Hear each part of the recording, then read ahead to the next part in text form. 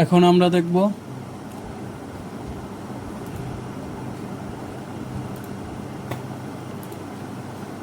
আমরা দেখব কিভাবে বারকোড জেনারেট করতে হয় আমাদের সফটওয়্যার থেকে। বারকোড জেনারেটের জন্য আমি প্রিন্ট লেভেলে চলে আসব। প্রোডাক্টস মডেল থেকে প্রিন্ট লেভেলের পর আমার কাঙ্ক্ষিত প্রোডাক্টের নামটি আমি সার্চ করব।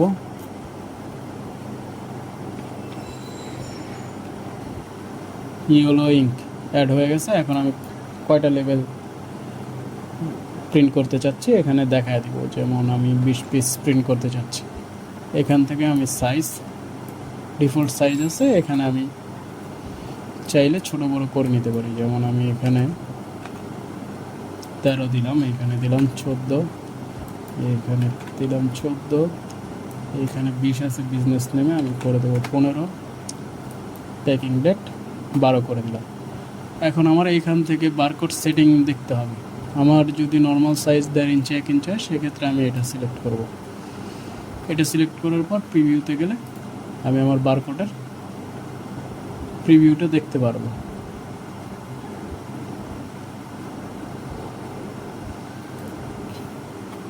এভাবে খুব সহজে আমি আমার বারকোড জেনারেট করতে পারবো। এখন আমি সম্পূর্ণ 20টি বারকোড দেখছি। এখন আমার দরকার হলো একটি বারকোড দেখা যে সাইজটা ঠিক আছে কিনা। আমি এখানে 1 পিস করে দিলাম, প্রিভিউতে যাব। এখানে আমার সাইজটা ঠিক নেই। এখানে বারকোডের নিচে অ্যামাউন্ট কোড নাম্বারটা চলে আসছে। এই কোড নাম্বারটা আমি চাইতেছি যাতে আমার পেজের মধ্যে থাকে।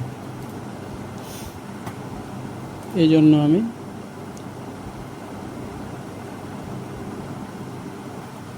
এখান থেকে